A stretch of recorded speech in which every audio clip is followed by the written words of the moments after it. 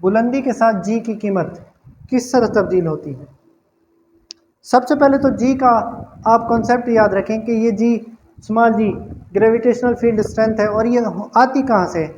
देखें हमने फार्मूला अभी निकाला था कि force of gravitation is equal to G M E over R square इसके बराबर होती है। और इसको हमने कंपेयर किया था F is equal to W और W is equal to M जी।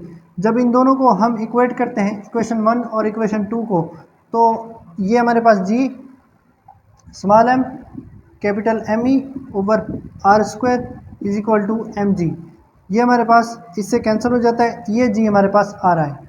और इस जी की कीमत अगर लिखें तो ये बनती है capital G M E over R square. अब देखें ये जी जो है ये किस चीज़ पर डिपेंड कर रहा है, इस फार्मूले के अकॉर्डिंग देखें। जब ये फार्मूला हम यहाँ पर रखते हैं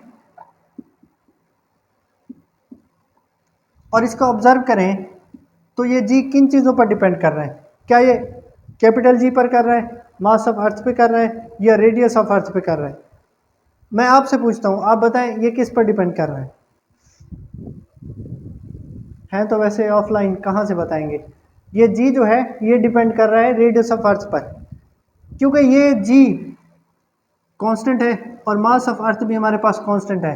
जो कांस्टेंट चीज़ें होती हैं वो फिक्स होती हैं, वो चेंज नहीं होती। अब चेंज क्या चीज़ हो रही है, रेडियस ऑफ अर्थ। अगर हम ऑर्बिट को बढ़ा दें, मतलब अगर हम ज़मीन के गिर्द मुख्तलिफ मकामात लें तो उसका रेडियस मुख्तलिफ आएगा। इसीलिए बुलंदी के साथ अगर हम ज़मीन से, ये हमारे पास है अर्थ, अर्थ से जितना ऊपर चलते जाएंगे, फॉर एग्ज़ाम्पल हम इतना ऊपर चले गए हैं तो इतना हाइट के लिहाज से जी की कीमत बिल्कुल वो नहीं होगी जो अर्थ की है। मतलब बुलंदी के साथ ये चेंज हो जाएगी। किस तरह चेंज होगी, फार्मूले में देख सकते हैं रेडियस के बढ़ने से जी की कीमत कम हो जाएगी, क्योंकि ये इनवर्स रिलेशन है। रेडियस हमारे पास सेंटर से लेकर सरकमफेरेंस तक आर होता है, लेकिन जो ही हम रेडियस से ऊपर चलते जाएंगे, ऊपर की तरफ बढ़ते जाएंगे, हाइट गेन करते जाएंगे, बुलंदी पर चलते जाएंगे, तो स्मॉल जी की कीमत कम होती चली जाएगी। ये हमसे फार्मूला कह रहे हैं। आर को बढ़ाएंगे जी की वैल्यू कम हो जाएगी, आर को अगर हम कम कर दें तो जी की वैल्यू बढ़ जाएगी। ये एक दूसरे के इन्वर्सली प्रोपोर्शनल है।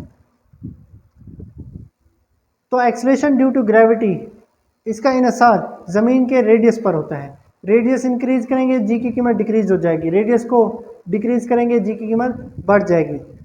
और अगर हम इस एच बुलंदी के लिहाज से, आर और एच बुलंदी के लिहाज से जी की कीमत लिखें तो ये फार्मूला कुछ इस तरह से होगा, G is equal to capital G M E over R plus H. और यहाँ पर सिंपल आप छोटा सा एच लिखेंगे। ये हाइट के लिहाज से जी की वैल्यू निकालने के लिए एक फार्मूला है, ये आपने याद रखना है। शॉर्ट के तौर पे भी अक्सर आता है, तो एक बार फिर से रिपीट कर रहा हूँ कि जी की कीमत फिक्स नहीं होती, ये बुलंदी के साथ चेंज हो जाती है। किस तरह चेंज हो जाती है, ये रेडियस के इन्वर्सली प्रोपोर्शनल है, रेडियस के स्क्वायर के इन्वर्सली प्रोपोर्शनल है। रेडियस को इंक्रीज करेंगे जी की कीमत डिक्रीज हो जाएगी, अगर रेडियस को डिक्रीज कर देंगे जी की कीमत बढ़ जाएगी। तो ये इन दोनों के दरमियान रिलेशन होता है। अब नेक्स्ट जो हमारा लेक्चर है वो है आर्टिफिशियल सैटेलाइट्स। आर्टिफिशियल सैटेलाइट्स क्या होते हैं, इनको डील करते हैं। ऐसे ही यार लोग समझते हैं फिज़िक्स मुश्किल है, कोई भी मुश्किल नहीं है। आप दिल से पढ़ें, फ़िज़िक्स बहुत आसान है, आपको एक ना एक दिन इंशाल्लाह प्यार हो जाएगा फ़िज़िक्स के साथ। इतना इजी है, बहुत ही कॉन्सेप्ट के साथ नहीं पढ़ते बच्चे, फिर कहते हैं कि फ़िज़िक्स मुश्किल है, हमें न्यूमेरिकल नहीं आते। तो याद रखें न्यूमेरिकल तब इंसान को नहीं आते जब उसके पीछे जो लॉजिक है वो समझने में नहीं आता। जब कोई लॉजिक समझ में आ जाता है तो हर चीज़ आसान हो जाती है। अब हम पढ़ेंगे आर्टिफिशियल सैटेलाइट्स।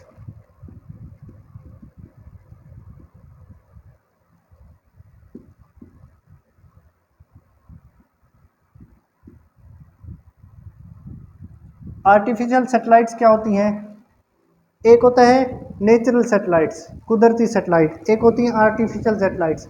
नेचुरल सैटेलाइट वो होती हैं जो कुदरती तौर पर अल्लाह ताला ने बनाई हैं और वो घूम रही हैं स्पेस के अंदर। तो सबसे पहले कोई चीज़ जब स्पेस में घूमती है या अर्थ के गिर्द घूमती है तो वो हमारे पास सैटेलाइट कहलाती है। The planet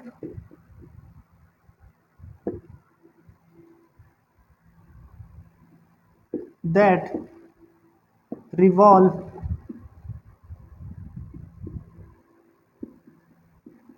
around the earth.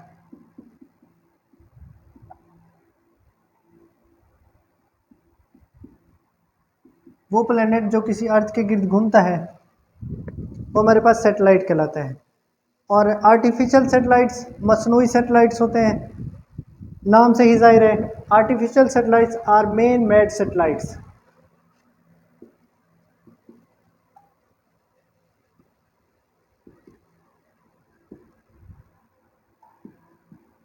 Man made satellites इंसानों के बने हुए सैटेलाइट्स होते हैं और ये रॉकेट के ज़रिए से स्पेस में भेजे जाते हैं ताकि वहाँ पर ये एक्सपेरिमेंट्स वगैरह कर सकें। Artificial satellites are man made satellites. They are sent into space by the help of rockets.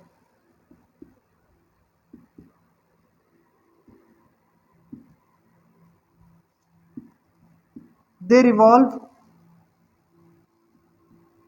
around the earth.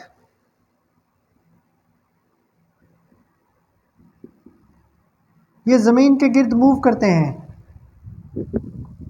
और अपना एक चक्कर बिल्कुल वैसे ही मुकम्मल करते हैं जैसे ज़मीन मुकम्मल करती है। जब ये अपना एक चक्कर बिल्कुल ज़मीन की हिसाब से मुकम्मल करते हैं तो ये ज़मीन के लिहाज से साकिन नज़र आते हैं क्योंकि ये रिलेटिव वेलोसिटी से घूम रहे होते हैं। जिस तरह से ज़मीन घूम रही है बिल्कुल उसी फ्रीक्वेंसी के साथ ये आर्टिफिशियल सैटेलाइट्स भी घूम रहे होते हैं, इसीलिए इनको जियो स्टेशनरी सैटेलाइट्स कहते हैं।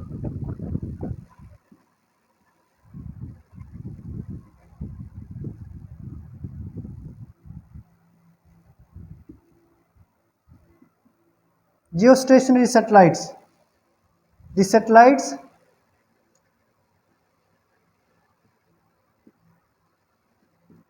that complete its one revolution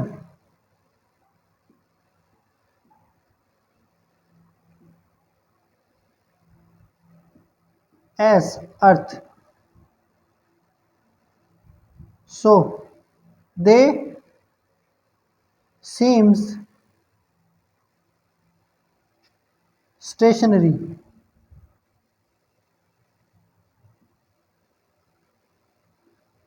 with respect to Earth.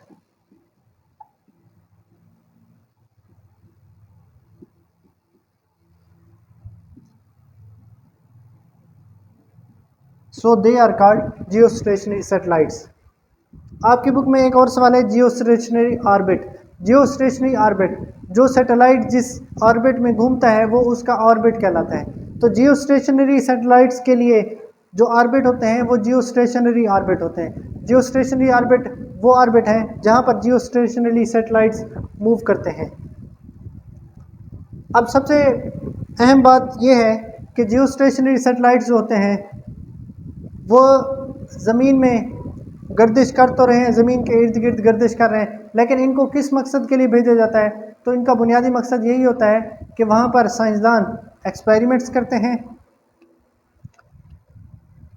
Uses of artificial satellite,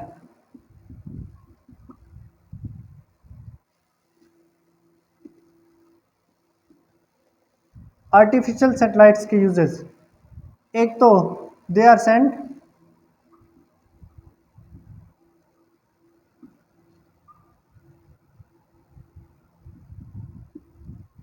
because of experiment.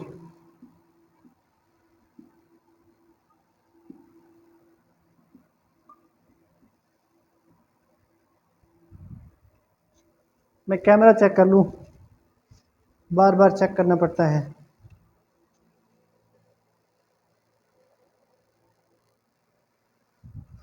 Okay जी, कैमरा हमारा रेडी है। अब इसके बाद हमने इसका दूसरा यूज़ पढ़ना है। They are sent because of experiment, experiment करने के लिए इनको भेजा जाता है। और दूसरा इनका पर्पज़ ये है कि वहाँ पर जाकर ये कम्युनिकेट करते हैं अर्थ से।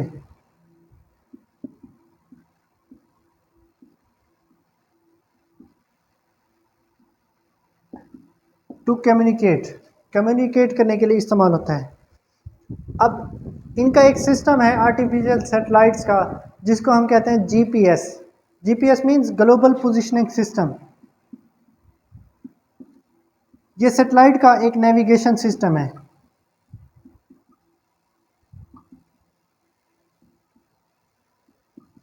और इस नेविगेशन सिस्टम के अंदर 24 सैटेलाइट्स हैं जो कि रिवॉल्व करते हैं अराउंड द अर्थ।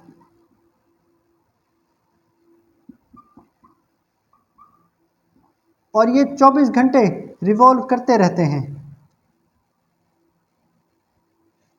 और जिस स्पीड के साथ ये रिवॉल्व करते हैं वो स्पीड भी हमें दी गई है कि आर्टिफिशियल सैटेलाइट्स 3.87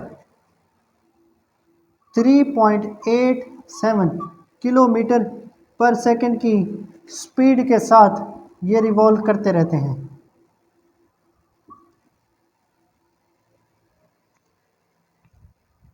ये आपने करने हैं शॉर्ट के तौर पर। अक्सर ये पूछे जाते हैं सैटेलाइट किसे कहते हैं, आर्टिफिशियल सैटेलाइट्स क्या होते हैं, जियो स्टेशनरी सैटेलाइट्स। जियो स्टेशनरी सैटेलाइट फिर से रिवाइज करवा देता हूँ कि वो सैटेलाइट्स होते हैं जो ज़मीन के गिर्द घूमते हैं और ज़मीन की वेलोसिटी के बराबर उनकी वेलोसिटी होती है, उसी फ्रीक्वेंसी के साथ घूमते हैं। जिस तरह से ज़मीन अपना एक चक्कर 24 घंटे में मुकम्मल करती है, उसी तरह से जियो स्टेशनरी सैटेलाइट्स भी अपना एक चक्कर 24 घंटे में मुकम्मल करते हैं। इसीलिए वो ज़मीन की वजह से, ज़मीन के रिलेटिव से वो साकिन नज़र आते हैं।